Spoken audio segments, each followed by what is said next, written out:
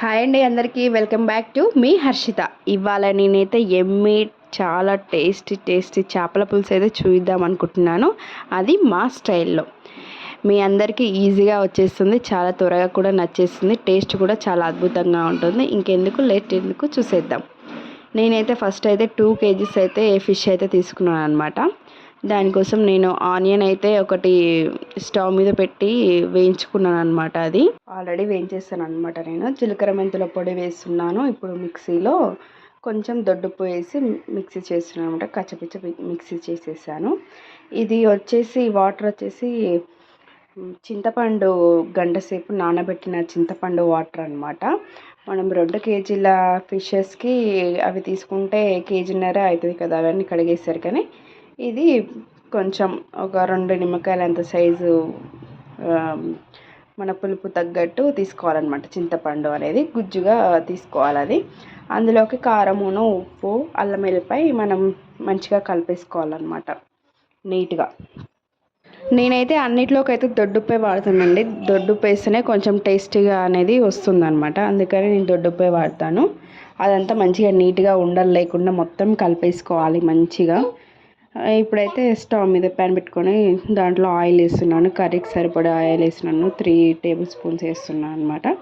ఇంకా ఆనియన్, పచ్చిమిర్చి కామన్ కదా మనకి, కొంచెం జీలకర్ర కూడా వేసి వేయించుతున్నాను అనమాట. అవి అయితే కొంచెం బ్రౌన్ షేప్లో వచ్చేంత వరకు అయితే వేయించుకోవాలన్నమాట ఆనియన్, పచ్చిమిర్చి. ఇప్పుడు ఇందులో మనం కొంచెం పసుపు వేసుకుంటే సరిపోతుంది. మనం ఇందాక గ్రేవీలో కూడా వేసాం, ఇందులో కూడా కొంచెం లైట్గా వేస్తున్నాం అనమాట పసుపు. ఇప్పుడు వచ్చేసి ఫిష్ ముక్కలు వచ్చేసి ఇప్పుడు కర్రీలో వేసేసేయాలి. అన్నీ ఒక్కొక్కటిగా అన్నీ వేసేసి మనమైతే డైరెక్ట్గా అయితే గంటతో అయితే కలుపుకోకూడదండి. అవన్నీ చితికిపోతాయి అనమాట. ఇలా గిన్నెతోటే డైరెక్ట్ ఇలా కలిపేసుకోవాలన్నమాట. గంటతో కలిపితే అవన్నీ చితికిపోతాయి అనమాట ఫస్టే. అందుకనే ఇలా ఈ గిన్నెతో ఇలా ఎగరేసుకుంటూ కలుపుకోవాలన్నమాట ఎప్పుడైనా ఫిష్ అనేది. దాంతో కూడా టేస్ట్ అనేది ఉంటుందన్నమాట. ఫస్ట్ స్టార్టింగ్ కాబట్టి అట్లా కలుపుకోవాలి. తర్వాత కదలకుండా పీసెస్ కదలకుండా ఇలా అయితే కలుపుకోవాలన్నమాట. ఫిష్ అనేది కొంచెం సెన్సిటివ్గా ఉంటుంది కదండి, అందుకనే.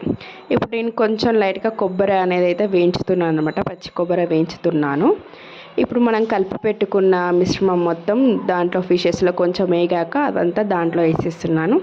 ఇప్పుడు వచ్చేసి పచ్చి కొబ్బరి కూడా దాంట్లో వేసేసాను కర్రీలో.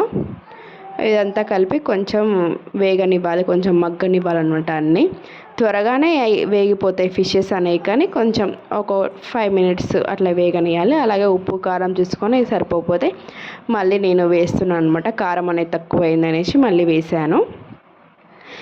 ఇదిగో చూడండి, ఇలా కలిపేసుకోవాలి. చుట్టూ తిప్పుతూ కలుపుకోవాలన్నమాట.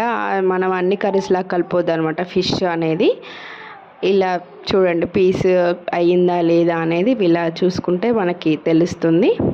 ఇందులో కొంచెం కొబ్బరి పొడి అనేది వేసేసామన్నమాట. ఇప్పుడు మళ్ళీ కలిపేసుకుందాం. చాలా సింపుల్ అండి ఫిష్ కర్రీ అనేది. చాలా టేస్టీగా చాలా బాగుంటుందన్నమాట. ఇప్పుడు ఇది కొంచెం మగ్గాక దీంట్లోకి గరం మసాలాను, కొత్తిమీర వేసేస్తే అయిపోతుందన్నమాట కర్రీ. చాలా ఈజీ ప్రాసెస్. 10 minutesలోనే అయిపోతుందన్నమాట ఇది. ఇదిగో ఇలా ఉడికే టైంలో మనం మళ్ళీ ఒకసారి తీసి కలుపుకోవాలన్నమాట. రౌండ్గా తిప్పితే ఆ పీస్ అనేది ఉడికిందా లేదా అనేది మనకి క్లారిటీగా అర్థం అవుతుంది.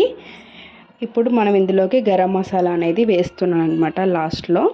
ఇప్పుడు లైట్గా కొత్తిమీర కూడా వేస్తున్నాను అనమాట. కొత్తిమీర ఎక్కువ ఉంటేనే బాగుంటుంది ఫిష్ కర్రీలో. అది కూడా టేస్ట్ అనేది ఇస్తుంది బాగా. ఇలా కొత్తిమీర కూడా వేసాక ఇలా రౌండ్గా కలుపుకోవాలండి. ఫిష్ కర్రీ ఎప్పుడైనా రౌండ్గా కలుపుకుంటేనే చాలా బాగుంటుంది. పీసెస్ అనేవి విరిగిపోవు అనమాట. మెయిన్ వచ్చేసి పీసెస్ విరిగిపోవు. చాలా టేస్టీగా ఉంటుంది. ఇంతే అండి, టేస్టీ అయిన చేపల పులుసు 10 minutesలో ఇంత ఈజీగా ప్రాసెస్లో అయిపోతుంది. ఎంతో టేస్టీ అయిన చేపల పులుసు. నా ఛానల్ కనుక మీకు నచ్చినట్టయితే ఒక లైక్ చేయండి, షేర్ చేయండి, కామెంట్ చేయండి. అలాగే ఈ రెసిపీ కూడా మీరు ట్రై చేసి మీకు ఎలా వచ్చిందో నాకు కామెంట్ చేయండి. Thank you.